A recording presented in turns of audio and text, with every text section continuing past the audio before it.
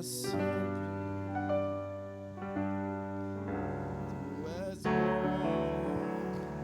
Todo tempo és bom, justiça está em ti, teu amor é para sempre, teu amor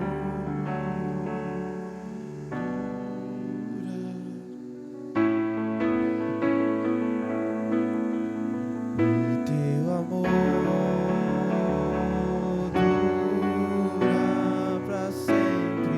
Amém. Pai do Senhor, meus irmãos,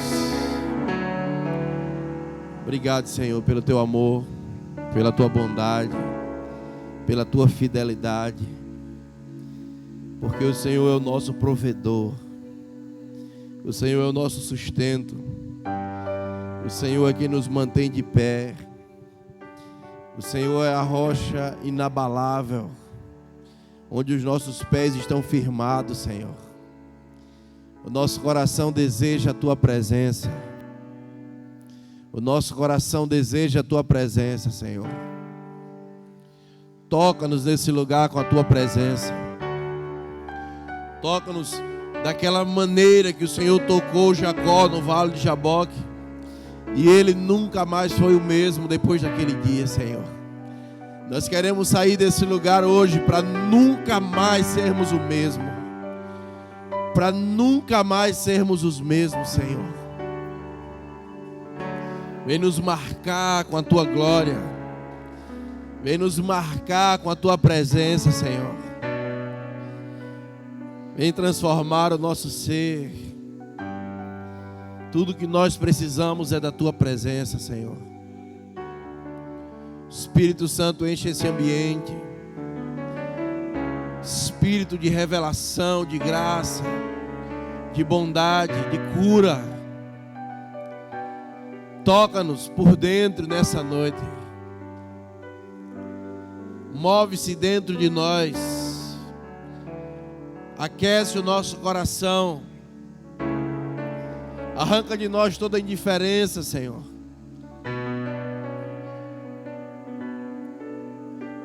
Teu amor dura para sempre. É nisso que nós confiamos. No nome de Jesus, Senhor. Abra sua Bíblia comigo em Filipenses capítulo 3, verso 18, 19.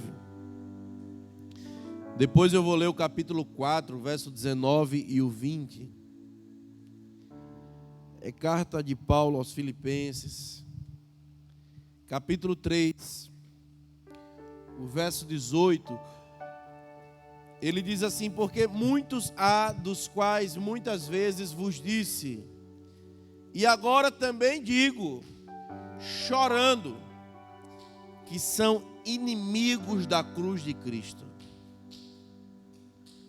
cujo fim é perdição, cujo Deus é o ventre, e cuja glória é para a confusão deles, que só pensam nas coisas terrenas. Capítulo 4, verso 19 e 20. O meu Deus, segundo as suas riquezas, suprirá todas as vossas necessidades em glória, por Cristo Jesus. Ora, a nosso Deus e Pai seja dada glória para todos sempre. Amém. Revela-nos a tua palavra, Senhor. No nome de Jesus. Paulo está escrevendo à igreja em Filipos. E ele está alertando aquela igreja que há um tipo de gente, há um tipo de crente. E Paulo diz que são muitos, não são poucos, que são inimigos da cruz de Cristo. E o fim dessa turma será a perdição. Porque Paulo está dizendo que há um tipo de crente cujo Deus é o ventre, e cuja glória é para a confusão deles. Paulo está dizendo que há um tipo de crente que só pensa nas coisas terrenas. É um tipo de gente que está dentro da igreja, enganando-se, achando que está servindo a Jesus, que Jesus é o seu Senhor, mas Paulo está dizendo, esse povo, o Deus deles é o ventre.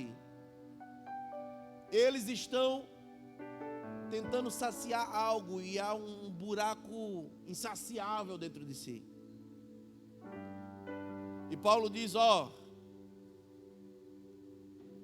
quando trata-se de glória, isso causa muita confusão entre eles.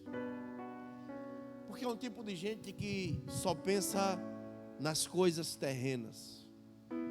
É quando a nossa relação com Deus está limitada àquilo que Ele pode fazer por nós. É quando a nossa vida de oração só funciona quando a porta se fecha, quando o dia mau chega, quando temos algo grandioso a realizar ou a conquistar, e aí a gente ativa uma vida de oração, de devoção e de tudo mais, porque nós não temos uma vida de oração, nós temos uma vida de interesse. E quando temos interesse em algo, ativamos o modo turbo da nossa devoção. Só que Paulo está dizendo que esse tipo de gente, o Deus é o ventre. Aí no capítulo 4, Paulo diz assim, o meu Deus, ele fala sobre o Deus ventre no capítulo 3, mas agora ele está falando sobre o Deus dele, aquele Deus que derrubou ele do cavalo lá no caminho de Damasco, aquele Deus que deixou Paulo cego por alguns dias, e depois enviou um homem para tocar nos seus olhos e te dar uma nova visão. Sabe, aquele Deus que transformou o maior homicida de cristãos, o maior perseguidor de cristãos, no maior apóstolo de todos os tempos. É sobre esse Deus que Paulo está falando. Ele está dizendo, olha, esse meu Deus, segundo as suas riquezas, Ele suprirá todas as vossas necessidades em glória. E tudo isso Ele fará por uma pessoa, e essa pessoa é Jesus. Ora, ao nosso Deus e Pai seja dada glória para todos sempre. Amém. Sabe, deixa eu só pegar um versículo aqui que eu passei batido.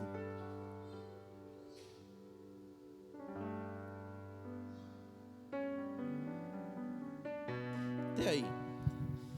Paulo está fazendo uma ligação entre aqueles que buscam desesperadamente todas as coisas terrenas e só enxergam as suas próprias necessidades, com aqueles que são supridos pela glória de Deus.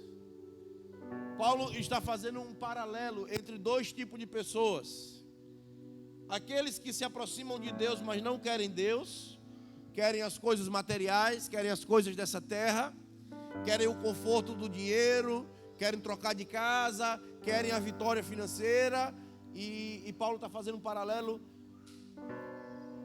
com outro tipo de crente, aqueles que não querem nada além da glória de Deus. Paulo está fazendo um paralelo entre um tipo de gente que se relaciona com Deus por interesse, e um tipo de gente que se relaciona com Deus pela cruz. Sabe, mas eu não quero falar sobre vitória financeira, sobre prosperidade, sobre o Deus que supre, sobre o Deus que proverá. Eu estou fazendo essa correlação desses textos e eu quero falar com você sobre um dos maiores poderes da face da terra. E o nome desse poder chama-se carência. cuidado com a carência. Lidando com a carência. Como eu vou lidar com isso? Sabe, nós vivemos em uma geração cuja degradação familiar tem sido a base que está desencadeando muitas mazelas na alma de muitos seres humanos. Encontramos com uma geração de pessoas mutiladas na alma. E quando você vai a fundo investigar a origem dessa mutilação, não tem outro lugar a não ser a família. Você vai cavando na história e você vai chegar na base, a família. Você vai ver que todo adulto mutilado emocionalmente, ele carrega uma criança ferida dentro de si. Uma criança sem o referencial e a proteção de uma base sólida. A família que é a base sólida do meu ser. A família que é a base sólida da nossa história, da nossa existência. E toda criança sem referencial de proteção de pais casados são crianças que ficam perigosamente vulneráveis a variadas formas de abuso, inclusive abuso de caráter sexual.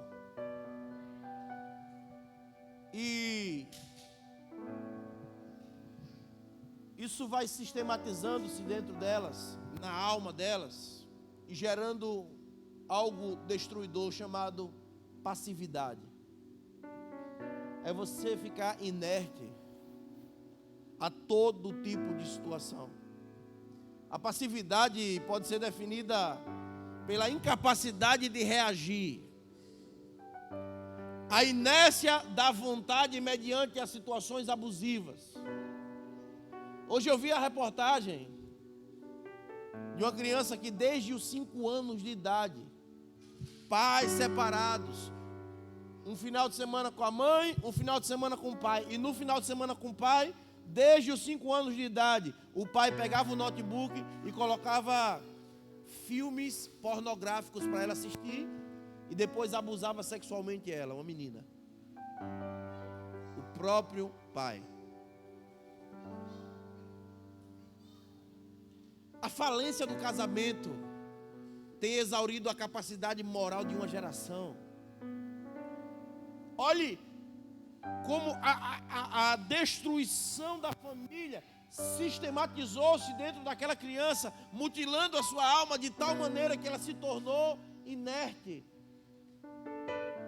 sabe, passiva a qualquer tipo de situação, capaz de se submeter a tudo, porque ela só queria uma coisa: o pai. Sabe?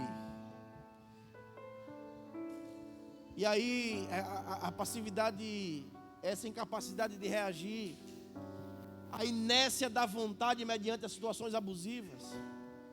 A pessoa vai se acomodando ao abuso que sofre e que mutila a sua autoestima, sabe? E esses episódios de abuso, eles cavam profundo na alma das crianças, produzindo uma insegurança crônica, um sofrimento mental, um tormento na mente. Eu estou falando tudo isso para você, porque é exatamente nesse lugar que vai nascer a carência. A carência, ela, não se engane, é um gatilho para muitas das psicopatias. A hiperatividade infantil tem uma origem: carência. Isso pode acabar evoluindo para um quadro de ansiedade patológica, doentia. A ansiedade, até certo ponto na vida do ser humano, ela é necessária, é produtiva, mas ela pode se tornar descontrolada, altamente viciante, ativando um sofrimento interno, um estresse interno, uma fadiga na alma. Sabe, Então, muitos problemas que nós encontramos esses dias estão ligados principalmente à solidão na infância. E quando você vai conversar, investigar, entrevistar, a fala é uma só. O meu pai era vivo, sim, mas completamente ausente. Não, a minha mãe está no 3º casamento. O meu pai abandonou o lar. O meu pai era vivo, mas ausente emocionalmente, era muito agressivo, ríspido, inacessível. Aqui está a origem da homossexualidade. É só a busca por um pai. É só a busca pelo afeto que o pai não deu, pela afirmação que o pai não deu. Aí cresce com essa ausência paterna. Aceita Jesus, vem para a igreja, aleluia. Pastor, me disseram que quando eu aceitei Jesus, minha vida estava toda resolvida. Para você ir para o céu está tudo certo. Mas para viver aqui na terra, há um processo chamado conversão, conquista da alma, que Deus te coloca dentro de uma igreja para se relacionar com uma ruma de gente problemática, que dia após dia vai tocando em áreas de sua vida, que vai te tratando, te aperfeiçoando, arrancando um saco de lixo do seu coração, arrancando um saco de lixo do seu interior, e vai te moldando, e você vai sendo esticado. Pastor, mas as coisas velhas se passaram, tudo se fez novo. Espiritualmente está tudo novo. O Espírito foi revivificado, recebeu nova vida de Deus, aleluia. Mas a alma está mutilada. Sabe, deixa eu te falar algo. Na tentativa de suprir o que nos faltou em casa, nos tornamos escravos de si mesmo. Escravizados pela própria alma dilacerada. Por isso eu vim falar a você, cuidado com esse negócio chamado carência. Porque a carência tem um poder terrível de te fazer enxergar amor, respeito e afeto onde não há. Por causa da carência, tem muita gente casando errado. E um casamento errado destrói absolutamente a sua vida. Um casamento certo, ele te promove, mas um casamento errado, ele te abate. Ele te destrói. Mas por causa da carência, tem muita gente se precipitando, enxergando amor onde não há, enxergando afeto onde não há. E por causa da carência, a nossa tendência sempre é suprir esse déficit emocional que carregamos com um crédito de concupiscência. É aqui que muitos metem o pé pela pornografia, insubmisso a tudo que é princípio do Senhor. E essa dinâmica, porque a alma está mutilada, porque a alma está, sabe, o tanque emocional está vazio, então agora eu vivo a minha vida em busca de prazeres passageiros. Então eu vou em busca do prazer sexual, do prazer da pornografia, do prazer, sabe, de tudo aquilo que me traga conforto, porque na verdade aqui fora, aqui dentro está muito desconfortável. Então eu tento compensar a ausência que carrego aqui dentro, o vazio emocional, com prazeres aqui do lado de fora. Você está entendendo essa palavra? Cuidado com a carência. E a epidemia de famílias fragmentadas, meus irmãos, está adoecendo a nossa sociedade. Sabe, essa é a realidade. E quando nós falamos de família, quando nós falamos de sociedade, nós estamos falando da igreja. Porque é assim que as pessoas estão, é assim que as pessoas chegam, é assim que as pessoas entregam sua vida para Jesus. E tem uma dura realidade que nós temos que encarar. É que para essa geração, a família deixou de ser prioridade há muito tempo. A prioridade passou a ser a carreira profissional, o trabalho. Somos um povo, uma sociedade, onde os pais estão dando a vida pelo crescimento de uma empresa, de um negócio, de uma carreira, para se dar bem nos cursos de faculdade, de mestrado, de doutorado, mas estão perdendo os laços de afetividade com seus próprios filhos. Por isso que o maior avivamento, aquele avivamento às vésperas da volta de Jesus, está lá em Malaquias, é um avivamento do coração dos pais se convertendo aos filhos, e do coração dos filhos se convertendo aos pais. Será um avivamento relacional. Sabe,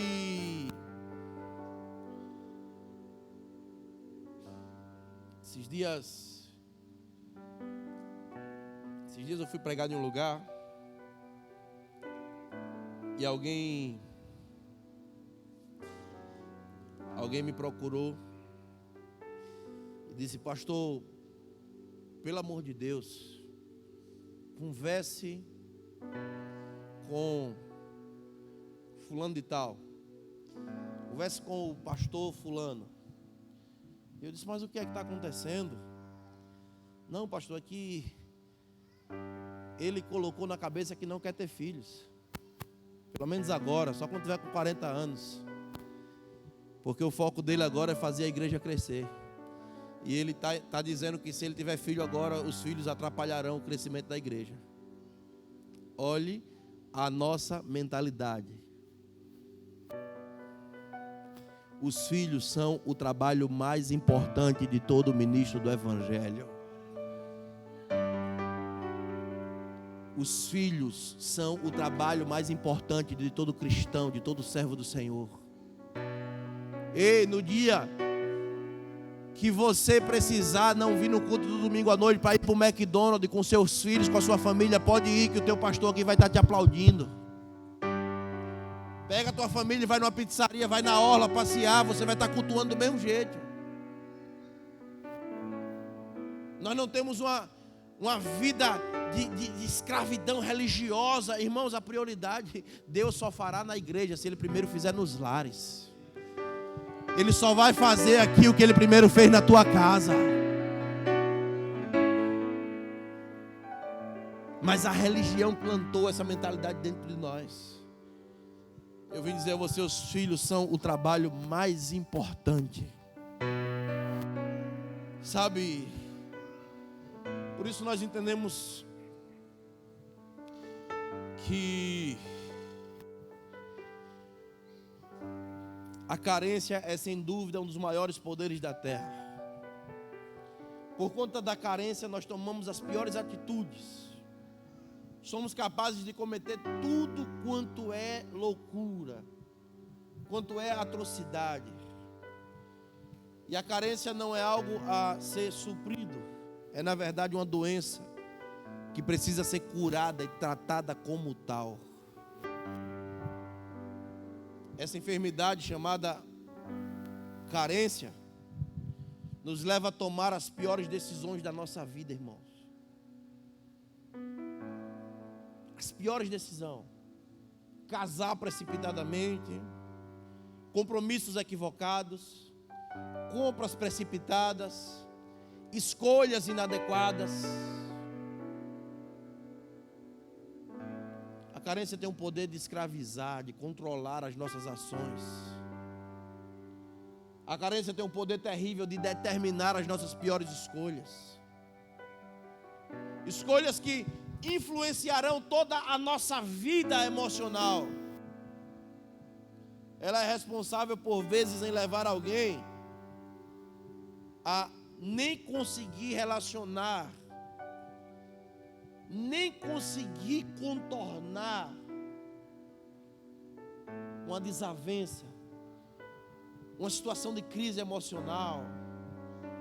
Sabe, há pessoas que em estado de nervosismo ou de contrariedade têm atitudes extremas, insanas. E deixa eu te falar algo. Essas situações nos revelam. Sabe quando acontecem situações de nervosismo extremo, que nós perdemos a noção do quanto podemos magoar alguém ou promover um ambiente constrangedor. A gente sai de si, ergue a voz, fala mais alto, discute.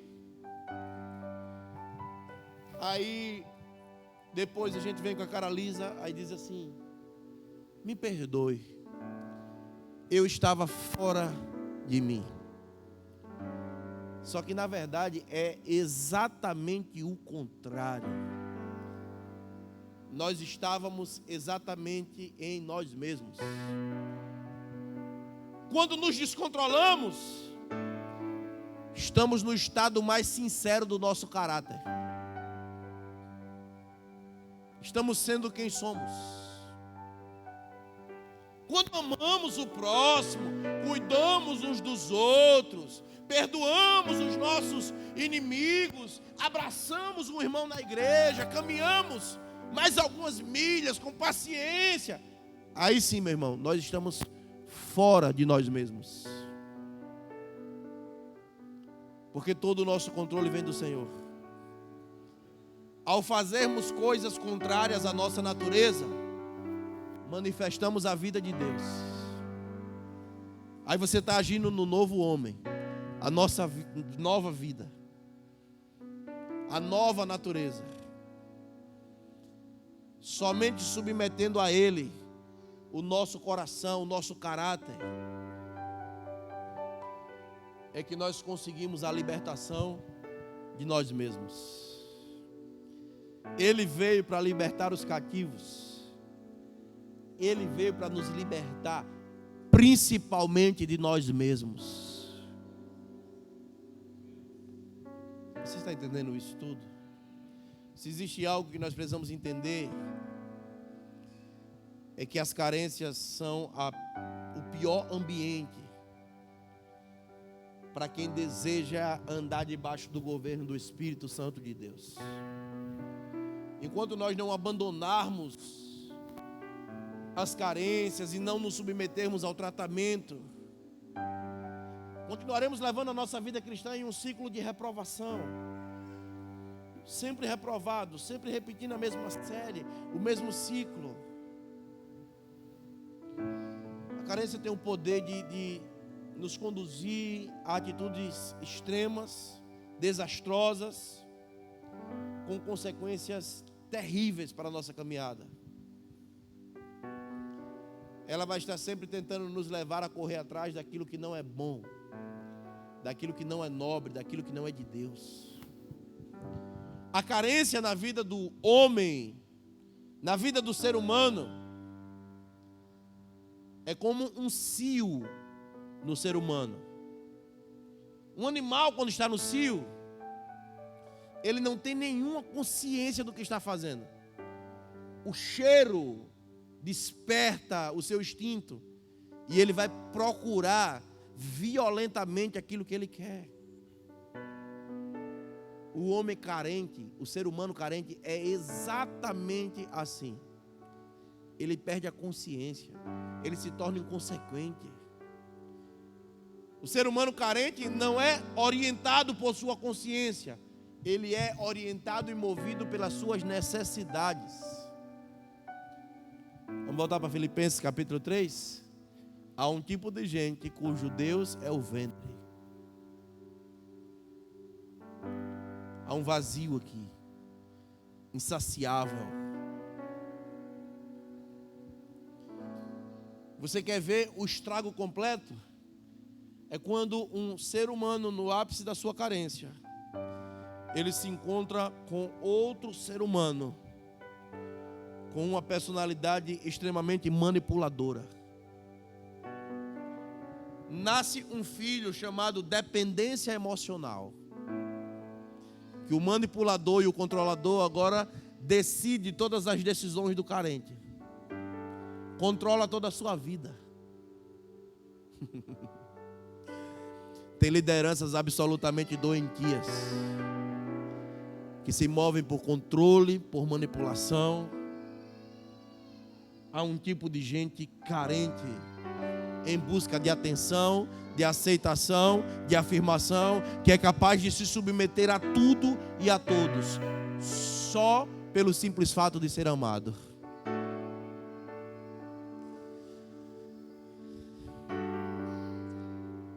Mas eu posso ser curado da minha carência. É preciso ter atitude.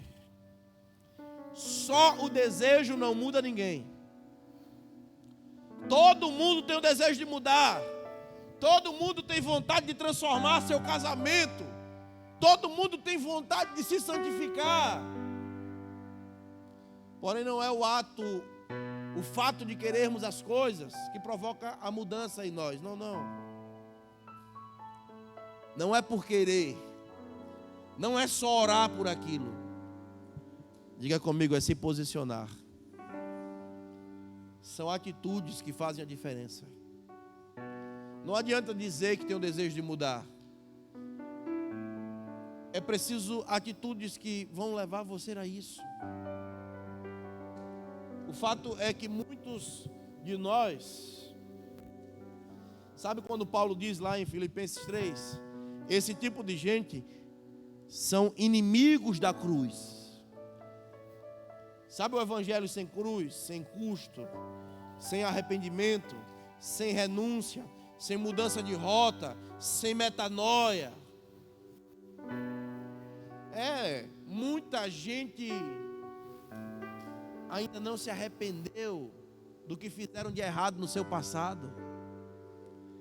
Há um tipo de gente que ainda não passou pela cruz, que ainda não recebeu a mente de Cristo, que ainda não foi transformado pela renovação da palavra de Deus. O seu entendimento não foi renovado, ainda pensa com a mente do velho homem. Morre de vontade de mudar, tem um desejo, mas não tem uma firme convicção que vai gerar um posicionamento resoluto. Não dão os passos necessários para uma transformação eficaz.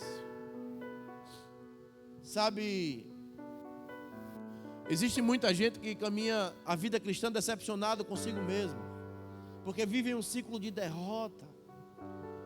Derrota existencial, derrota moral, derrotas internas, na tentativa de alimentar e suprir o buraco interno, emocional, o tanque emocional vazio, a carência que o governa.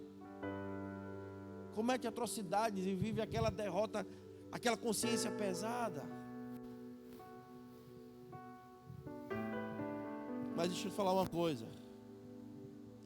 Você quer mudar? Você quer ser transformado? Mais do que oração, mais do que vontade, você precisa de um posicionamento. Um dia o Senhor se encontrou com Paulo no caminho de Damasco. Paulo caiu do cavalo.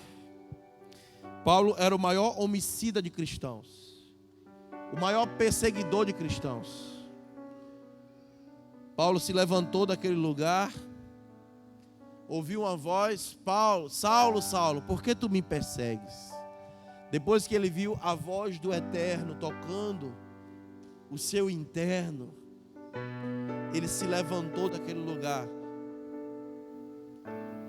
transformado. E você sabe qual foi a maior luta do apóstolo Paulo a partir daquele dia?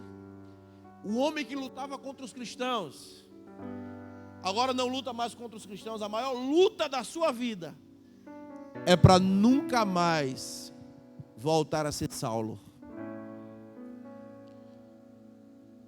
É para nunca mais voltar a ser quem ele era. Essa é a nossa maior luta, irmão.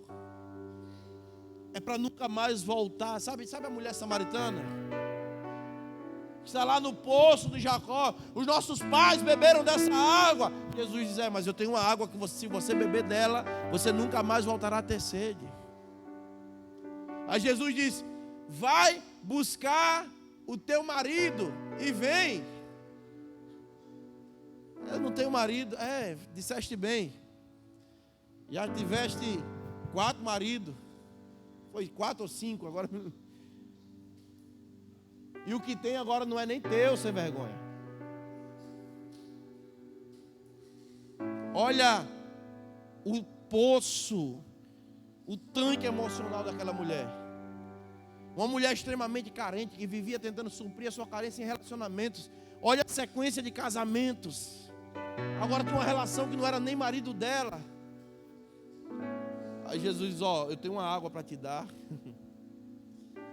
A Bíblia diz que quando aquela mulher entendeu, ela deixou o cântaro. O cântaro era o balde com que ela ia todos os dias naquele poço para suprir a sua ausência, a sua necessidade e voltar para casa. Todos nós temos um tanque. Todos nós temos um cântaro. E todos nós temos um poço aonde estamos indo buscar água. A água que supre essa carência.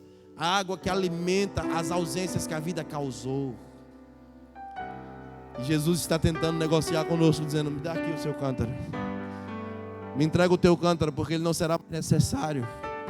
Você não vai precisar mais ir em poço nenhum para suprir essa carência interior. Ei, existe uma água viva que vai suprir, que vai saciar.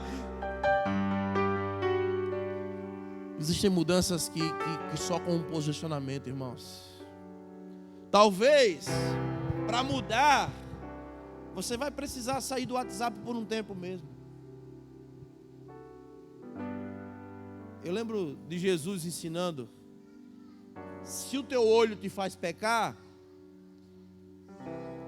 arranca e joga fora. É melhor entrar no céu com um olho só do que ir para o inferno com os dois. Se a tua mão te faz pecar, arranca e joga fora. O que é que Jesus está tentando dizer? Isso aqui é uma hipérbole, é um exagero intencional. Jesus só está tentando dizer assim: seja radical em relação ao pecado. Irmão, se o Instagram te faz pecar, você vai precisar ficar um tempo sem ele mesmo. Se a internet está abrindo portas de derrota para a sua vida, você vai precisar ficar um tempo sem ela. Você vai ter que ser radical em relação ao pecado. E eu vou te dar 3 atitudes que você precisa, 3 passos para você mudar. Primeiro, confissão. Eu só confesso quando eu reconheço a carência que eu carrego. Eu sei o tamanho do buraco que é dentro de mim, então eu vou confessar, vou colocar para fora. Confessei as vossas culpas uns aos outros para serem curados. Você confessa ao Senhor, você é perdoado. Mas para ser curado é preciso confessar a alguém.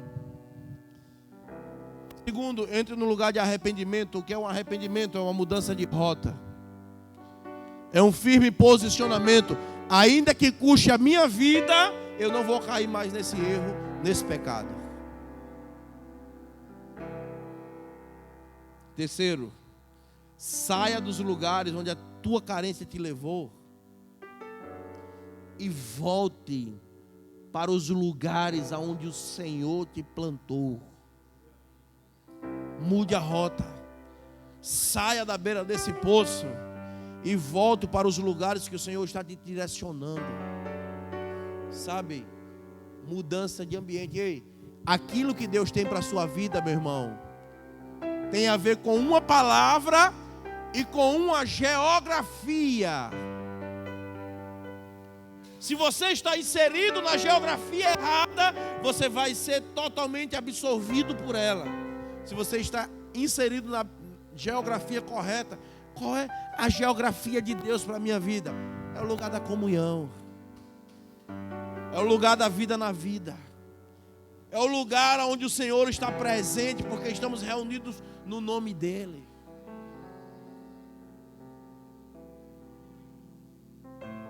Sabe, Jacó saiu mancando depois que ele foi tocado por Deus. Nunca mais ele andou da mesma forma. O Senhor deseja mudar o nosso caminhar. Pecado tem nome. E para libertar o cativo é preciso dar nome ao cativeiro. Tendo dito isto, falado sobre carência, sobre dois tipos de gente que estão na igreja, aqueles que se relacionam com Deus em busca de suprir as suas carências, e aqueles que se relacionam pela glória de Deus, eu quero falar com você para a gente encerrar. Porque a cura de tudo isso está em um lugar. Diga comigo, a paternidade de Deus. Quais são os benefícios da paternidade de Deus para a minha vida? Lucas capítulo 15, o verso 22 ao 24. O pai disse aos seus servos: trazei depressa a melhor roupa, vestilho, e ponde-lhe um anel no dedo e alparcas nos pés. E trazei o bezerro cevado, matai-o e comamos e alegramo-nos. Porque este meu filho estava morto e reviveu, tinha se perdido e foi achado. E começaram a alegrar-se. Você conhece essa história? É a parábola do filho pródigo, o filho que pede a herança antecipadamente ao pai, e o pai o entrega e ele sai e gasta tudo irresponsavelmente. Ele chega a comer alfarroba junto com os porcos. Ele vai ao fundo do poço e quando está lá ele se lembra: os empregados da fazenda do meu pai estão melhor do que eu. Eu vou voltar para aquele lugar. E ele decide voltar para a casa do pai. E a Bíblia diz que o pai estava na porta, esperando o seu retorno. E quando o pai o vê, o pai diz logo aos seus servos: ei, depressa, tragam a melhor roupa, vistam o meu filho, coloca um anel no dedo dele, coloca as sandálias nos seus pés. Pegue aquele bezerro cevado, o melhor que tem no rebanho, mata e vamos dar uma festa, porque esse meu filho estava morto e reviveu. Ele voltou para casa, ele estava perdido e foi achado. E todo mundo começou a celebrar. E aqui nós temos alguns benefícios que a paternidade de Deus promove no coração dos seus filhos. E aí vai o primeiro: abrigo. Diga comigo, abrigo.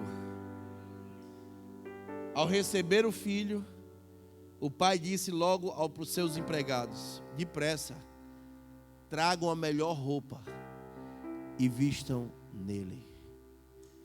O filho agora encontra proteção e abrigo. O filho estava perdido, foi achado. Estava morto e reviveu. Queridos, abrigo espiritual é um dos privilégios da nossa filiação. Uma das verdades mais importantes em nossas vidas é que nós somos seres espirituais e que não há terreno neutro na terra. Só existem dois domínios: o domínio da luz e o domínio das trevas. Quando a pessoa entrega a sua vida para Jesus, ela passa do reino das trevas para o reino da sua luz. Lucas, ou 1 de Pedro 2,9: vocês, porém, são geração eleita, sacerdócio real, nação santa, povo de propriedade exclusiva de Deus, para anunciar as grandezas daquele que vos chamou das trevas para a sua maravilhosa luz. Ir para a casa de Deus Pai significa sair do domínio de Satanás e passar a viver debaixo da proteção espiritual de um Pai celestial. Ter um abrigo, antes de tudo, significa ter proteção. Proteção contra os ataques do maligno. É por isso que o salmista dizia: debaixo das tuas asas eu estou seguro. A tua verdade é escudo e broquel, Senhor. Ei, você tem onde se abrigar. Você tem um lugar seguro para estar. É a sombra do Onipotente, o Todo-Poderoso que te guarda. A mão dele está sobre a tua vida. Você não pode temer o espanto noturno, nem seta que voa de dia, nem a peste perniciosa. Nada poderá te abalar, porque você tem um lugar seguro. Você está debaixo das asas do Onipotente. Ele é o teu Pai. Você está protegido. Isso é viver debaixo da influência e do domínio de Deus. Ei, todo pai protege os seus filhos do perigo. E você precisa desfrutar desse privilégio de filho.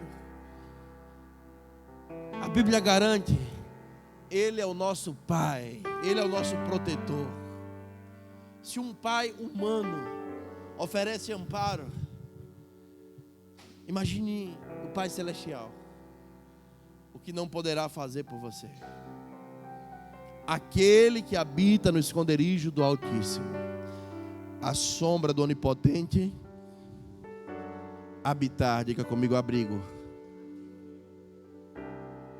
Sabe, Ele te cobrirá com as suas penas, debaixo das suas asas estará seguro. Diga comigo, proteção.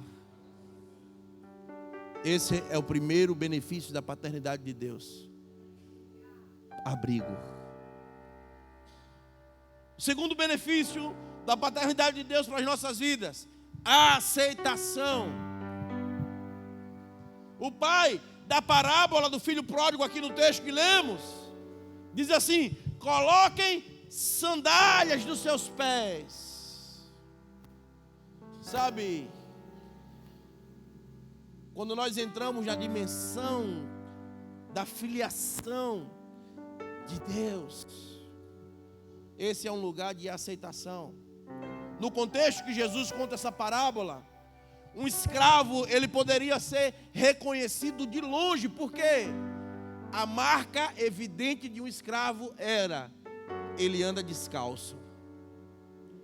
Os escravos andavam descalços. Quando o pai vê de longe o seu filho vindo descalço, o pai: ei, depressa, peguem a melhor roupa, mas peguem sandálias, calcem os seus pés. Ele não é escravo, ele é o meu filho. O pai o arranca de um lugar de escravidão. Isso demonstrava aceitação. Sabe, e uma das mensagens essenciais do Evangelho é que o Senhor, o Deus Pai, Ele aceita o pecador, não o seu pecado. Ele ama o pecador, mas Ele aborrece o pecado. É como Jesus declarou à mulher adúltera, João capítulo 8, versos 10 e 11. Mulher, onde estão os teus acusadores? Ninguém a condenou? Ninguém, Senhor, disse ela. Declarou Jesus: eu também não te condeno. Agora vá e abandone a sua vida de pecado. Jesus aceitou aquela mulher. Ele disse: eu não te condeno. E aceitar alguém não é só ficar com o aceitável, é aceitar por inteiro, até mesmo quando não há motivos para essa atitude. Vale também ressaltar que Jesus destaca para aquela mulher: abandone a sua vida de pecado, vá e não peques mais.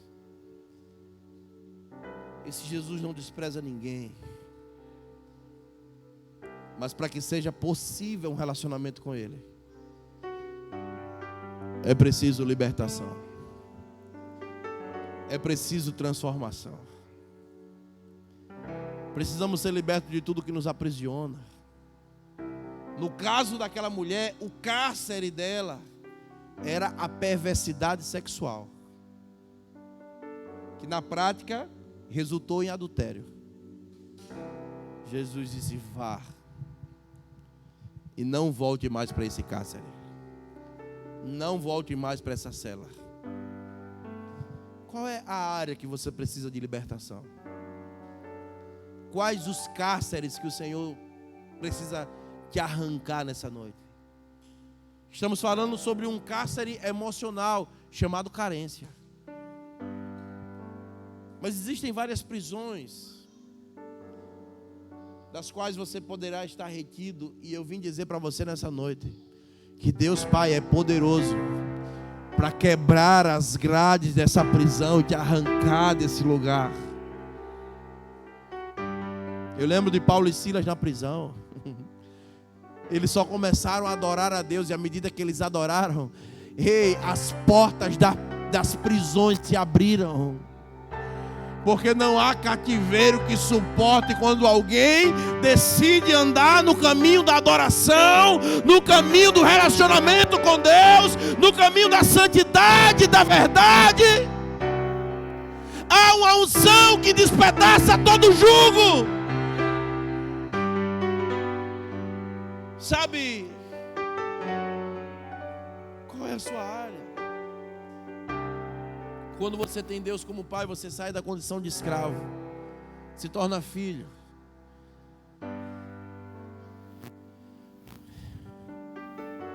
O diabo te chama por cada um do seu pecado. O teu Pai celestial conhece todos os teus pecados, mas Ele te chama de filho. Ser um escravo basicamente era ser alguém sem liberdade. Ser livre, irmão, nesse contexto, é viver todos os propósitos de Deus sem nenhum impedimento. Quando é que eu sei que eu ainda estou preso em algum cativeiro? É quando existe na minha vida ainda algum impedimento, algo me segurando e me impedindo a viver os propósitos de Deus. Eu tento, eu vou para a igreja, eu oro, eu começo, não termino, porque ainda existe algo que me prende e eu não posso ainda viver completamente os propósitos de Deus. Ei, ser livre é ser livre para viver todos os propósitos de Deus sem nenhum impedimento. Liberdade é escolher não fazer aquilo que te destrói e poder optar pelos propósitos de Deus para a sua vida. Ser livre é você poder escolher o bem. Liberdade é você ter prazer sem culpa. Só na casa do Pai nós experimentamos essa liberdade. Ninguém muda sem antes voltar para a casa do Pai. Aquele filho estava comendo alfarrobas com os porcos. Ele precisou de um posicionamento. Qual posicionamento? Voltar para a casa do Pai. Não há transformação sem o Pai. Terceiro benefício da paternidade de Deus: afeto.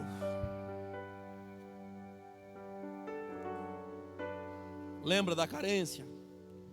Lembra do pai presente emocionalmente, mas ausente, presente fisicamente, mas ausente emocionalmente, ausente sensitivamente? Lembra da criança ferida que cresce com esse poço de carência dentro de si, aceita Jesus, vem para a igreja, e agora na igreja ela se submete a tudo, porque ela tem a linguagem de amor do escravo, ela troca amor pelo serviço.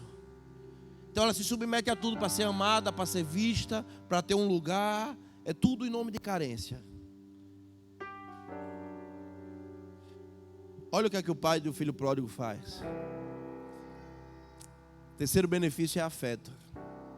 Quando o pai viu seu filho aproximar-se, versículo 20, o abraçou, trouxe para perto aqui, ó, para sentir, e o beijou.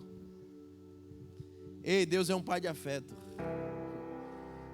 Ele é esse todo-poderosão, criador de todas as coisas e tal. Mas Ele é um pai de afeto sensível, carinhoso, expressivo, presente.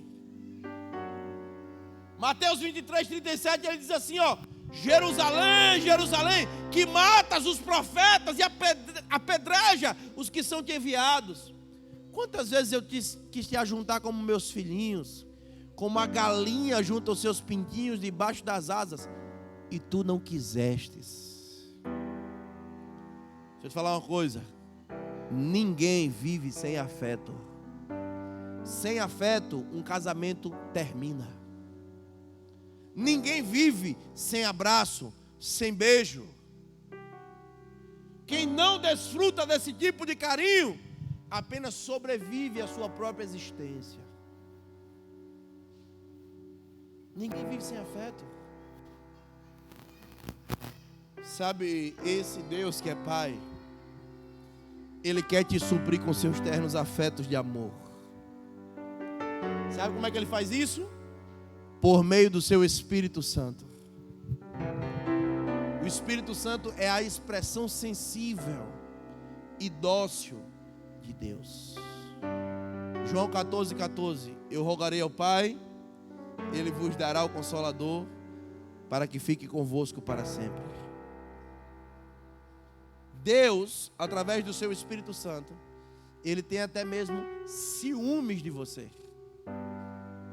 Tiago capítulo 4, versos 4 e 5. Adúlteros e adúlteras, não sabeis vós que a amizade do mundo é amizade contra Deus? Qualquer que quiser ser amigo do mundo, constitui-se inimigo de Deus. Ou cuidai vós, que em vão diz as Escrituras, o Espírito que em nós habita tem ciúmes. Ei, o teu pai tem ciúmes. O Espírito Santo é a afetividade de Deus em ação. É Ele quem conduz as nossas experiências cotidianas. É Ele quem nos leva para os braços do Pai, nos faz experimentar o calor do seu colo. Irmãos, esse Deus é maravilhoso, Ele não nos deixa faltar nada. Quarto benefício, para a gente avançar: alegria. Verso 23. Vamos fazer uma festa e alegrarmos. Deus Pai oferece a cada um dos seus filhos a alegria da sua presença. João 15:11. Tenho-vos dito isso para que a minha alegria permaneça em vós e a vossa alegria seja completa. João 15:13. Mas agora vou para ti e digo isto no mundo, para que tenham a minha alegria completa em si mesmo. Irmão, se tem uma coisa que a gente não consegue esconder, por mais que a gente tente, é quando estamos alegres. Quando você está triste, você até disfarça. Mas quando nós estamos alegres, nós não conseguimos esconder. Os seus dias têm sido alegres, meu irmão. Você tem vivido a alegria do Senhor. A alegria do Senhor é a nossa força. Há uma diferença entre alegria e felicidade. A alegria é algo interior, independe das circunstâncias. A felicidade é algo também interior, mas ela tem a ênfase no exterior e é totalmente condicionada às circunstâncias da vida.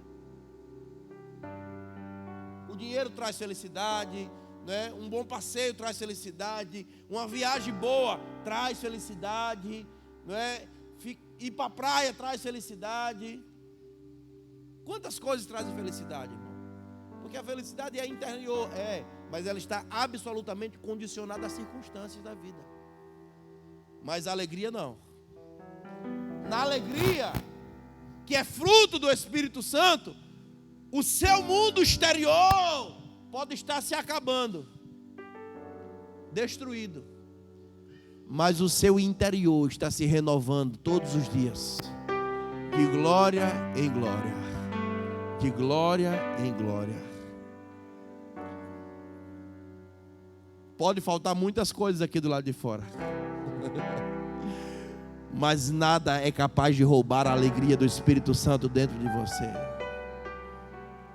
Quantos irmãos e irmãs absolutamente simples, que faltavam para eles tantas coisas aqui do lado de fora, e eu pude estar à mesa com esses irmãos e sair de lá contagiado com tanta alegria, com a alegria do Espírito Santo, ser fortalecido. Irmão, eu fui pregar na África, numa aldeia, debaixo de uma árvore, tinha umas 150 pessoas, e quando eu entrei na aldeia, sabe, carro que ia me levando andou cerca de 1 quilômetro, andei aldeia dentro, e toda aquela igreja ao redor do carro, pulando, dançando e celebrando ao Senhor.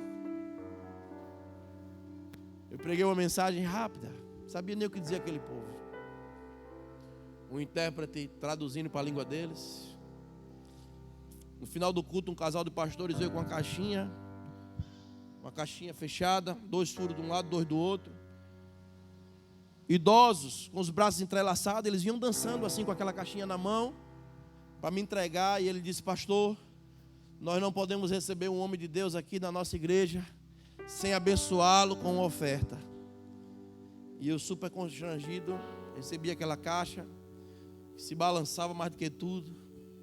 E quando eu cheguei no carro, que abri aquela caixa, era um casal de pombo. E quando eu cheguei na base, eu fiquei sabendo que aquele casal de pombo era tudo que aquele casal de pastores tinha para comer aquela semana.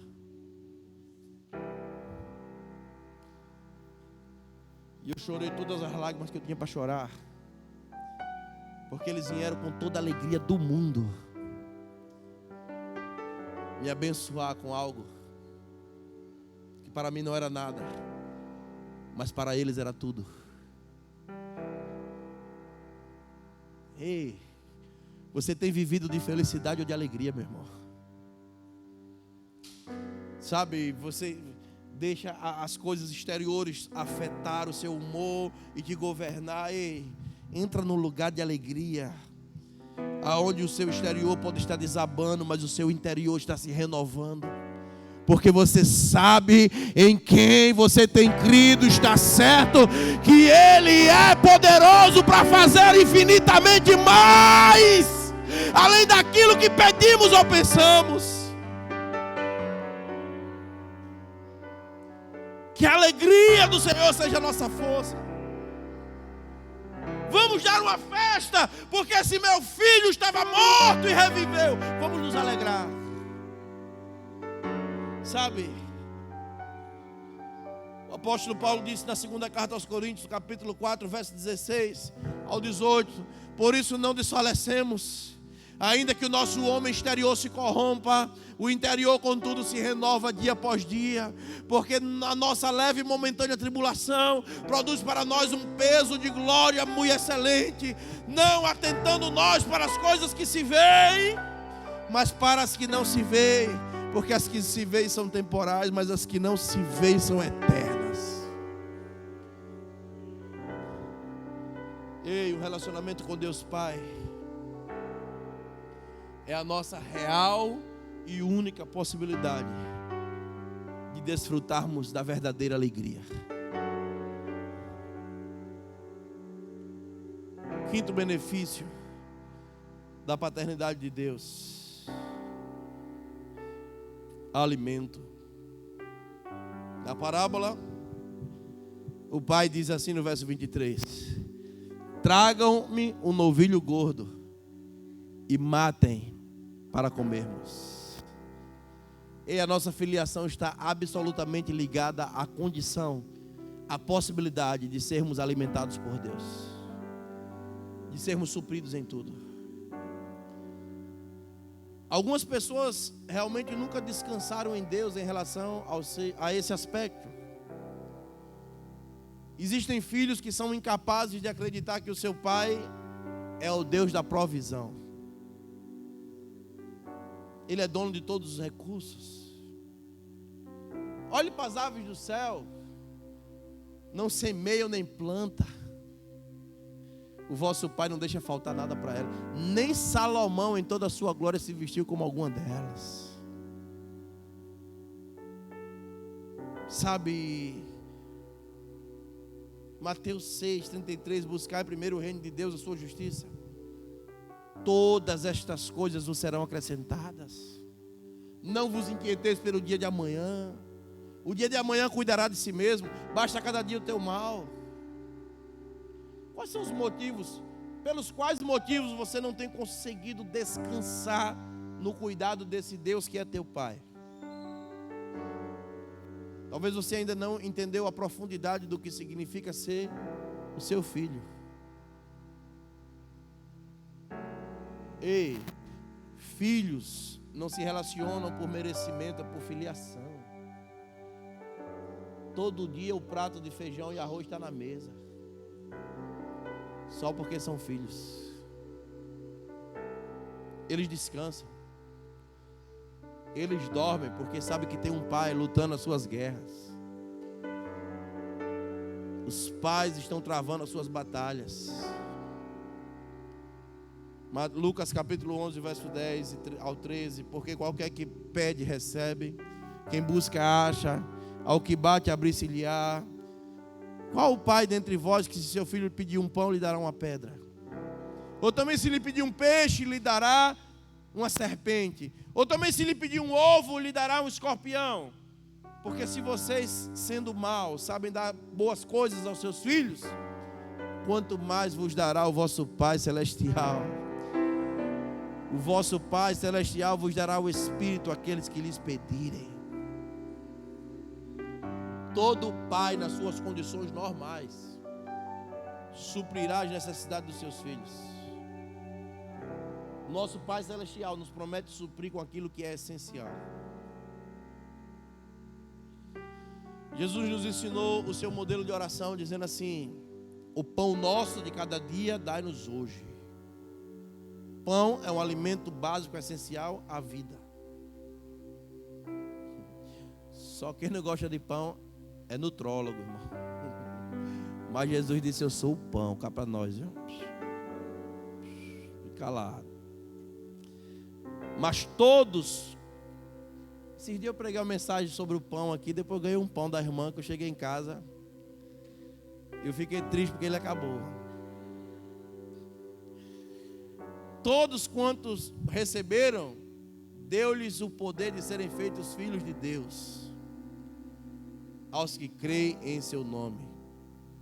Você é filho, amém? Sexto benefício da paternidade.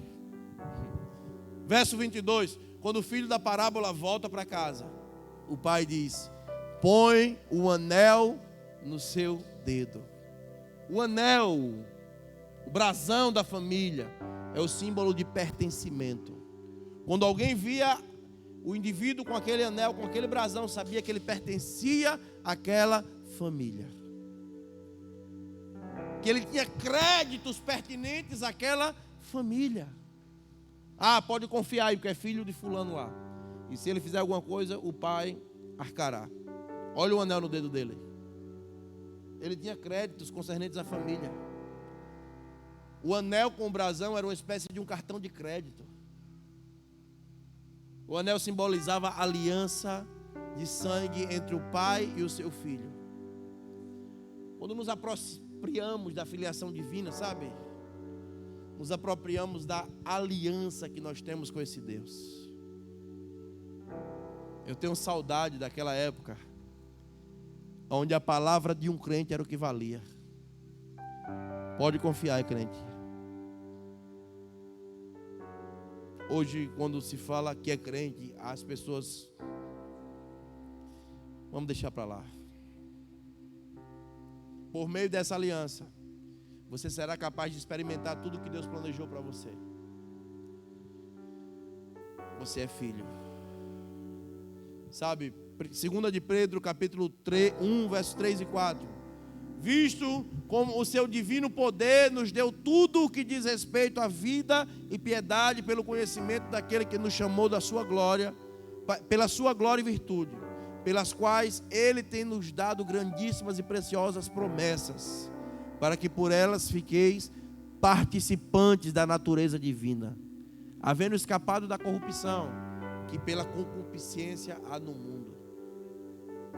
Pedro está dizendo: vocês agora são filhos, são participantes da natureza divina. Se coloca de pé comigo. Ei, quando o filho volta para casa, ele olha para o pai e ele menciona que não era mais digno de ser chamado de filho. Trata-me pelo menos como um dos seus empregados. Mas o pai o abraça, o beija, o recebe.